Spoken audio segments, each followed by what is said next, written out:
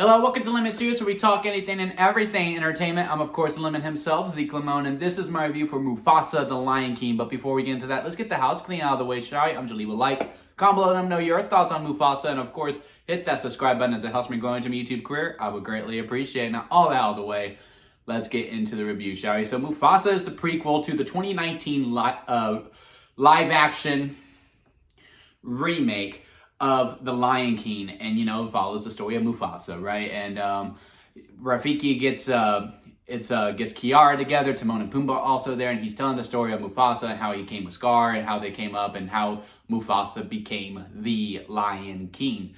And going into it, what I say, I was like really excited to watch it. No, but was I looking forward to seeing it? Yeah, Lion King to me is that franchise that, for the most part, to me, has an all success rate.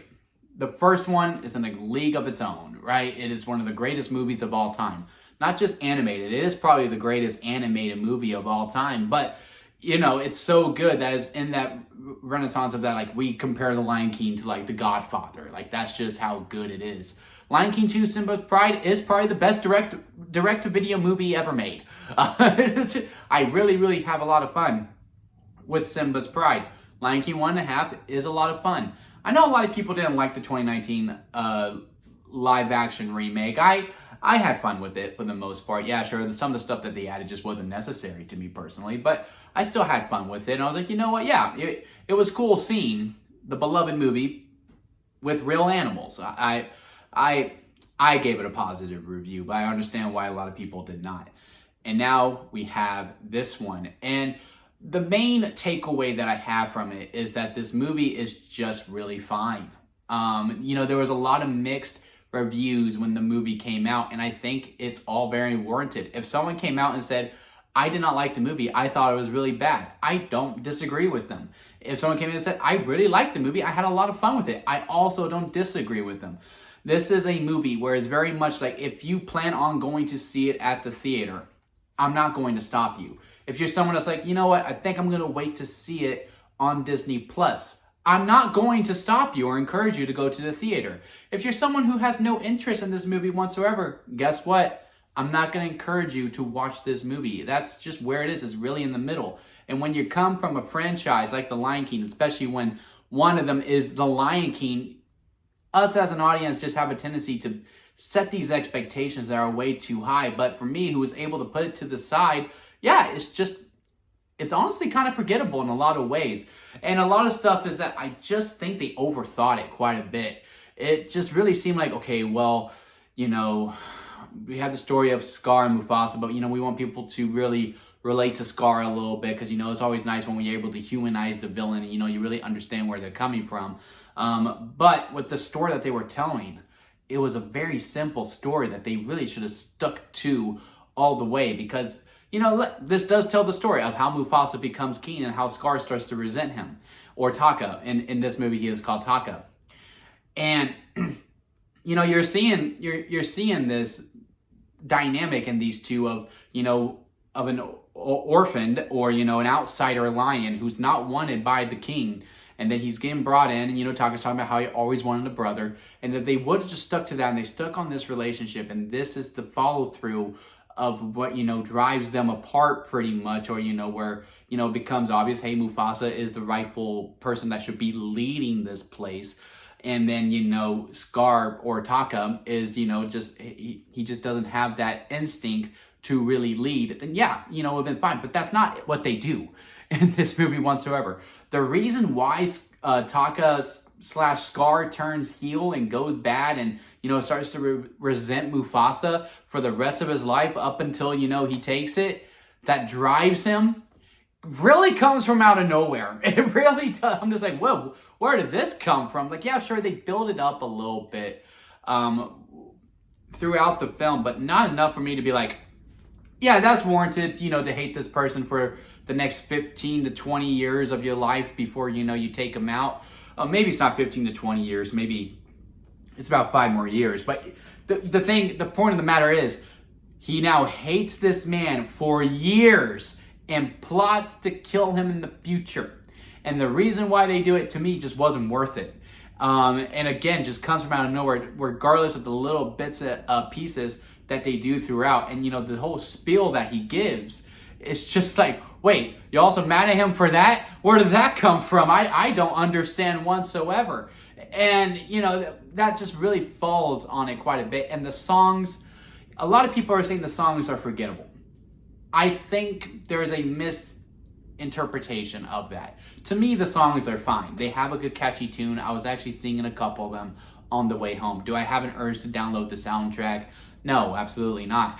But, I was singing the tunes a little bit. The songs overall are okay. And it got me into this conversation of like, well, why do people hate these songs so much and think they're so forgettable? I think it's to a degree where, we have these musical numbers and, most recently Wicked, right? What is this feeling? It's one of my favorite songs in that movie. I blast it every now and then. I watch the scenes because, they released that on YouTube, and I watch that over and over again. But, when you take it just at the lyrics and you take it at just face value, because I've never seen the Broadway show, and when I listen to the original soundtrack with Idina Menzel, I'm just like, yeah, it was a fine song before I saw this movie. And then I see with the choreography and how it pops with the colors and all that, what is this feeling just goes up like a bunch of notches. Same with, what's the one song? What is this life? What is this feeling? It's like 10 minutes long in the movie, but it's the Fierro song. It's another one where I'm just like, yeah, the lyrics on face value, they're fine. It's a catchy tune. But what sets it over is that choreography. If we're going to go back to the original Lion King movie, I Just Can't Wait to Be King. It's a song, at the end of the day, it's okay. It's just really, it's a fine song. But when you see it within the execution of the choreography, and, boom, he lands, and and now it's all red and the colors really pop, and you see the circle Tonga line of all these different animals, and it's rising up. It just really makes it stand out. And in these movies, especially with the live action animals, they have, I don't know what it is about Disney, where they're just like, okay, we're willing to let the animals talk. We're willing to let the animals have facial expressions now. We are going to let these animals sing, but I be damned if they dance, because that is just too unrealistic in our live action remake or adaptation of this film. Just let the lions dance, let it pop out so that these songs can stand out a little bit more. And that's where I really think the songs really fall on it, because really, when you have just live action animals singing, and their version of dancing is just running in a circle, or doing, if you have pets, you've seen them that on four legs, especially a chihuahua like I do. You've seen it before. They just jump on the 2 feet and, they do a couple of steps and then they go back down to all fours. That's the limit of the choreography of this movie. So yeah, unless your song is just completely out of this park, it's just not going to do as well. The 2019 live action remake is just as good of as a resemblance of that. I Just Can't Wait to Be King in the 2019 version is a big downfall compared to the original. And I think the colors and the animation is a big part of that. So yeah, with the musical numbers just not being as good or just unable to be as poppy, even though I really do think Disney is just hurting themselves not letting these animals dance. Just go full fantastical with it. It's fine. It's okay. Yeah, that hurts the movie quite a bit.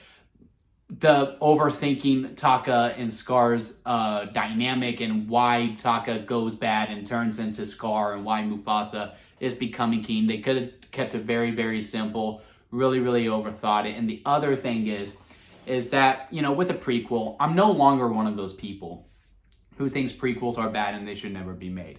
There are prequels that are really great. I can't think of any off the top of my head, but there are some that I saw recently where I was like, you know what? No, prequels are good. And they do have a warrant to them, and they can just be as good as the original. But you have to introduce some new characters where, now actually along for the ride so that we feel some stakes. When we get to this third act, it's literally Mufasa, Scar, Sarabi, Zazu, and Rafiki. All 5 that we know are going to make it to the original.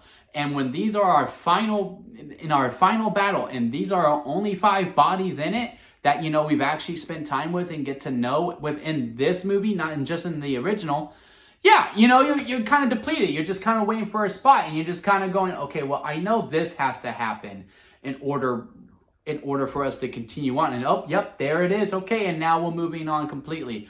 And it's just those things where the movie just loses some notches quite a bit, where I really just think they should have stripped it down a little bit, kept the story simple, focus on just Mufasa and Scar all the way through. I dislike some of the origin stuff. When Rafiki comes in, the movie picks up quite a bit. And the other thing is with how the story device is, where, you know, there is Rafiki is telling the story to what's her name? The daughter. She is Kiara. When Rafiki is explaining the story to Kiara and Timon and Pumbaa are there, every now and then we're going to check back in with them, right? And I understand that, and I get that, and I understand maybe the executive was like, look, we need more Timon and Pumbaa. Timon and Pumbaa are a big selling point, so we need to have more of them. They cut back to them way too much, though. And I think they should just limited it, or if you do cut back to them, have their scenes a little bit longer, because it really does stop our momentum, and we're only there for like a brief minute, if that, maybe even 30 seconds, and then we're cutting back to Mufasa. Just make the scenes a little bit longer, where the tempo and the pacing and just the editing overall just feels more cohesive. It does feel choppy in some bits of it. So yeah, I am really dogging on this movie quite a bit. It may seem like I don't like it. I honestly, I did have a good time with it. I was entertained. I did have some fun with it, but that doesn't mean this movie doesn't have its problems, and it does, and I just explained all of them throughout this whole review. So if I had to rank it on a lemon scale, where it goes sour lemon at the bottom, expired store-bought lemonade up to that, where there's a lot of problem, where, you know, is overall not good, but hey, you know, there are some redeeming qualities to it. Store-bought lemonade, where, hey, it's pretty good, but there are a lot of problems to it. Lemonade in the middle, it's a good movie. Freshly squeezed lemonade, very good, very minor problems within it. And then strawberry lemonade at the very top, because, you know, that is the best kind of lemonade. Mufasa is a store-bought lemonade. And, you know, it's good. It's a good, fun movie. If you plan on going to see it, again, I'm not going to stop you. If you're like, hey, I think I'm going to wait for Disney Plus, I'm not going to stop you. If you have no interest in seeing this movie, I'm not going to encourage you to go see it, because I don't think you're going to like it. But yeah, it's just those problems that just really knock the movie down a little bit, where again, if I think they just kept it very simple, focus on the brothers throughout the whole entire film, as opposed to just really the beginning, because again, Taka/Scar kind of gets put to the back end until it gets closer to the third act. If we would have just done that and just kept it very, very simple and focus on those two, I do think we're singing a different tune. And maybe if we just done 3D animation to let this world breathe a little bit more, and when we do these musical numbers, we can make them pop a little bit more, and, you know, we can do a little bit more fun with it. And I just think moving forward, if we're going to do these live actions, by all means do them. I really could care less if you do 3D animation or if you do live action with the CGI. Just go for fantastical with it moving forward. Let the lions dance. Let them do the tango. You're already letting them talk. You're already letting them sing. You're already letting these animals now have facial expressions and smiling and being sad. All these different things. Why not take it a step further and just let them dance a little bit, just so these musical numbers can have an actual chance to say, like, look, if the music isn't perfect, it's not going to work in the movie at all. So yeah, those are my thoughts on Mufasa. Comment below, let me know if you have had a chance to see it. Leave a like if you made it this far. I would greatly appreciate it. Hit that subscribe button as I try to grow into my YouTube career. We have a lot of stuff heading your way over here in 2025 as we wrap up the year. So make sure you are along for the ride for that. And until next time, guys, I'll see you here at Lemon Studios.